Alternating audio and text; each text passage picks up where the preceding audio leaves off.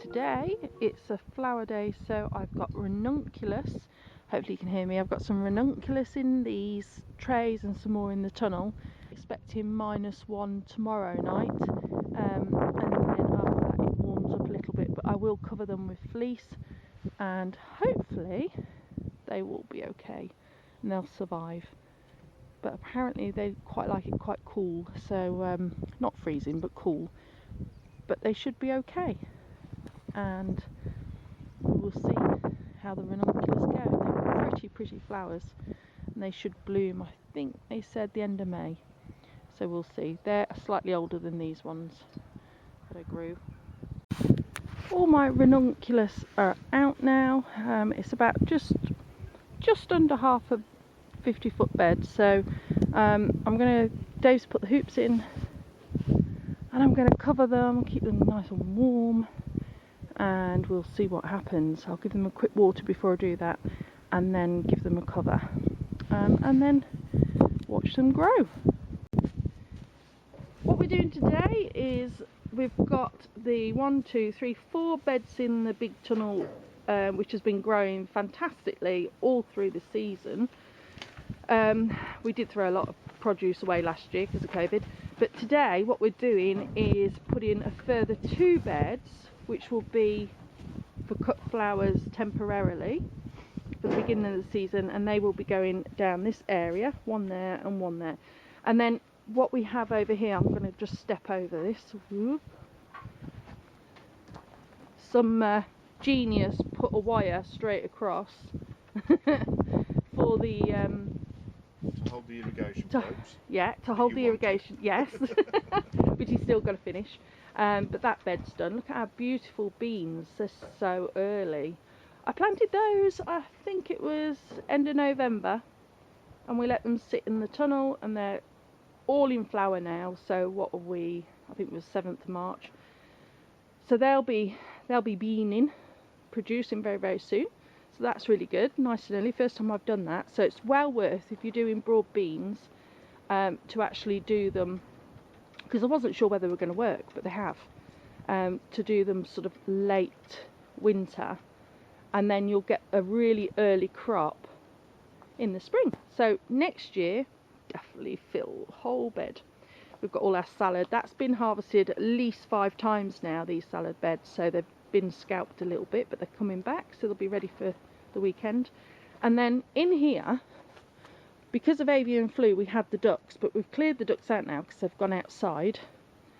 But we've still got the chickens. Now the reason we've got the chickens in here, and they haven't gone out, they're in the nesting boxes. Got a little house there, nesting box there. They've got quite a good space, but the reason being is because Pom Pom decided to sit on 2 duck eggs that were fertile, and we really couldn't get her off. She was very possessive over them, so we just left them. We thought, well, 2 more ducks is not, it's not going to hurt. Now, whether they hatch or not, I don't know. But the good news is they're due this Sunday, so you haven't got long to wait, so we'll keep you updated.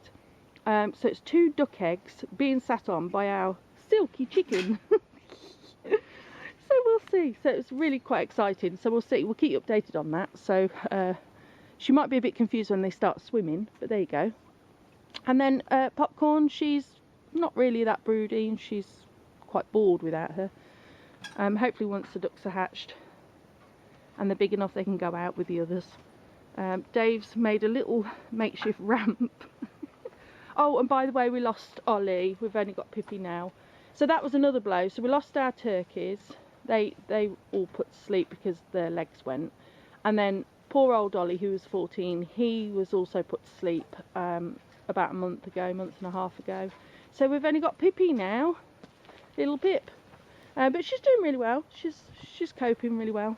So what Dave's done, he's bringing the compost that we make over the irrigation wire. So he's made himself a little ramp. So it should work. I'm going to take you into the other tunnel. So this is the main big tunnel. We'd love to get 2 more tunnels.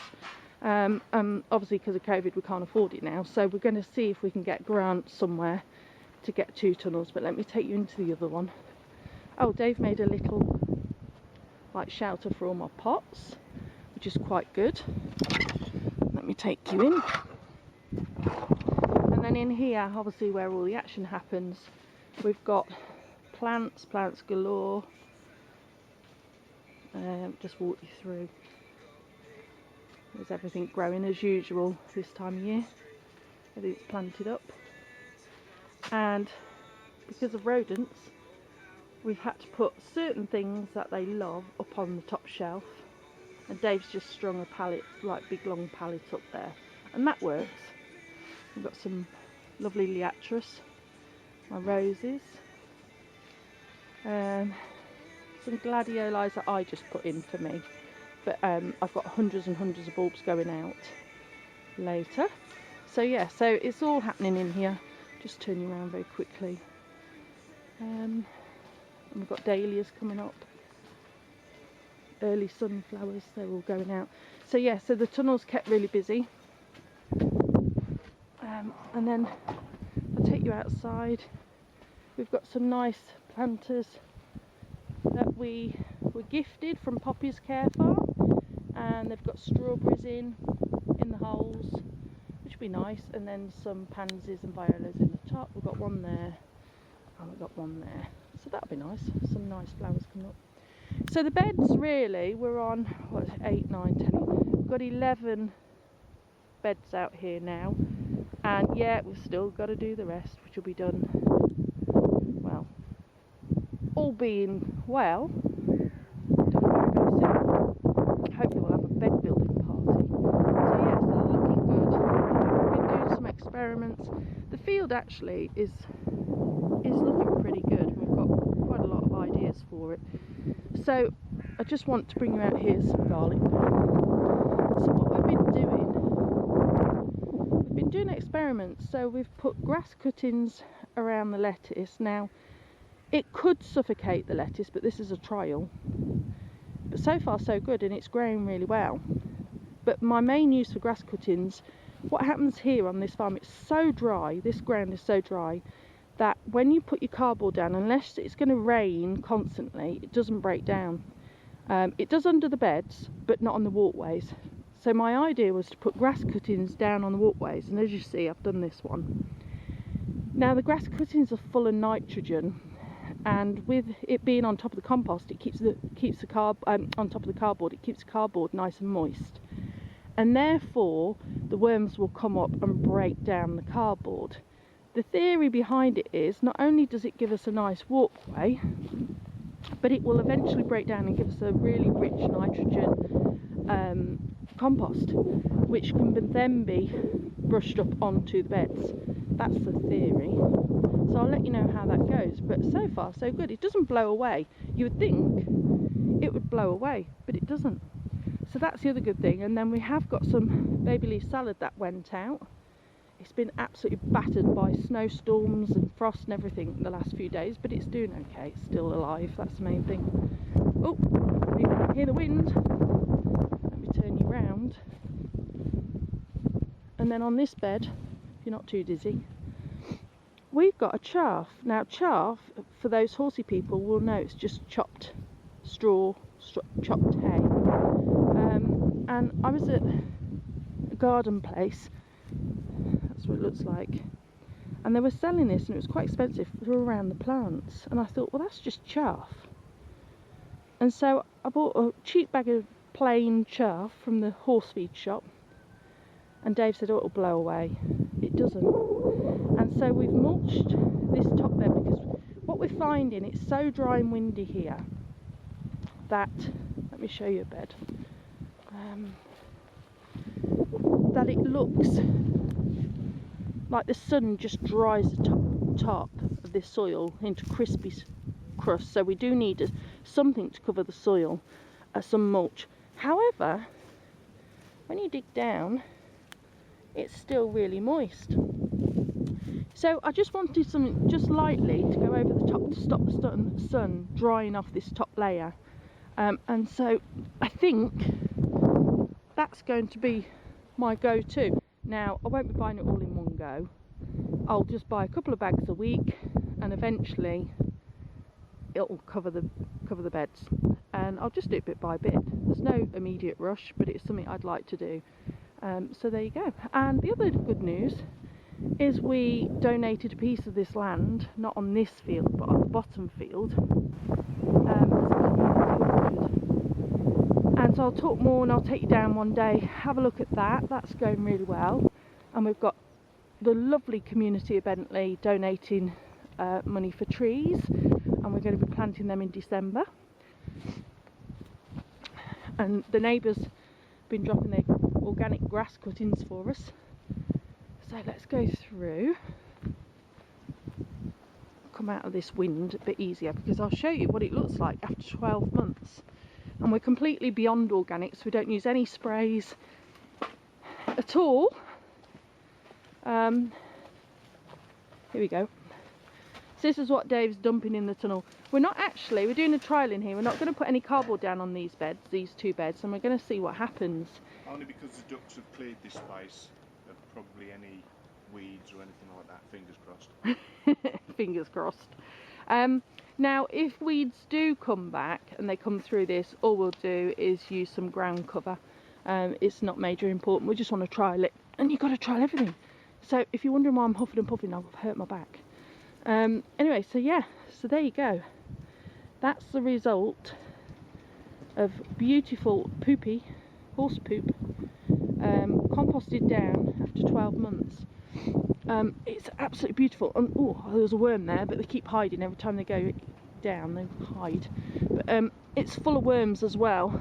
But as he's tipped it, they've gone down to the bottom. But yes, so it's nice and rich, full of worms. 12 months that's taken, but saves us an absolute fortune in compost. But it's beautiful, it's nice and light and fluffy, and it's just lovely. Okay, so I just thought I'd show you our compost. And these beds that we had in here were done with the earlier compost, and again they've done really well. The only amendments I do is a nettle tea, and that's purely for the plants really. And I do that probably once a fortnight, just water them with the nettle tea. And as I say, we get harvest after harvest after harvest off these salad beds, so it's working.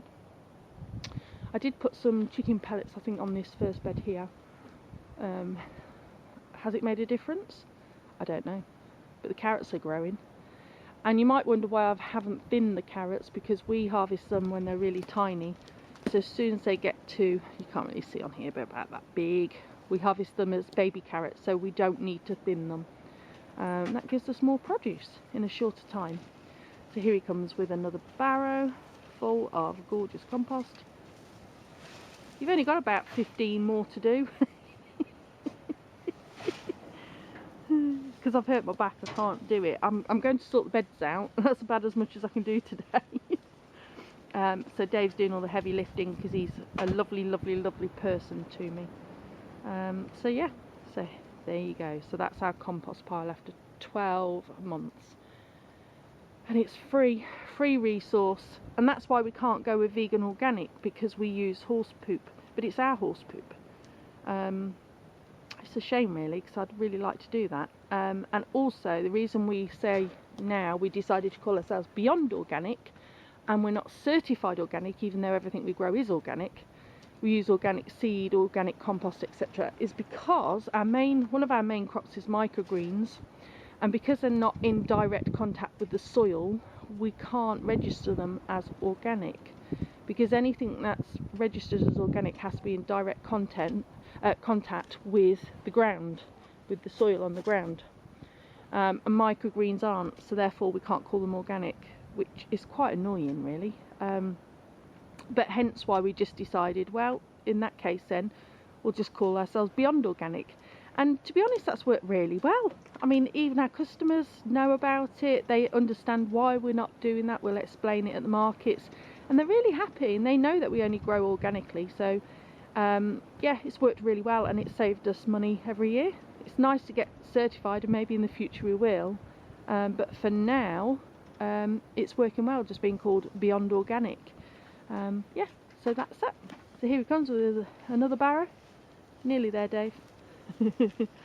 and with a little help from Pippi, because she's the, you know, main supervisor. Oh, Pip, don't eat the poo. She's so disgusting. We are planting out in the tunnel sunflowers, and we're doing them quite close together, about 6 inches apart, and they're going to be up there. So we'll see how they get on. We've got reds and whites going in. What you doing, Fluffy? What? 3 days to go. 3 days to go. She'll be happy when they come out. Anyway, so I'm not sure if I showed you this earlier. I can't remember. But anyway, all the flowers for the tunnel. Well, not all of them, because these beds will be flowers eventually. But those 2 new beds are all planted up now. And so the flowers are settling in nicely. We had a delivery today, and I'm so pleased because it was a local, well, I'll call him a tree warden, and he bought us some gorgeous young trees for the plot. And these are, I think they're from the Woodland Trust, and they give parishes certain trees to plant within the parish, and these are ours. And we've got some wild cherry. They're gorgeous, they're so nice. They're wild cherry. We've got some I think these are the maple. Nope, they're the crab apples. So we've got crab apple, you can see there, and then we've got some wild maple, which you can see there, and we've got quite a few. So I've just left them in the pot with a bit of water for now, and I'll acclimatise them to outside because I don't know where they've been, and then we'll get them planted around the plot over the next few weeks, and keep them well watered, and hopefully they'll survive. If we plant some of them within the fence line, you can see within there somewhere, the deer won't be able to eat them, so that's the plan anyway. So I thought I'd show you that. So it's really good. Free trees. Everybody needs to plant a tree.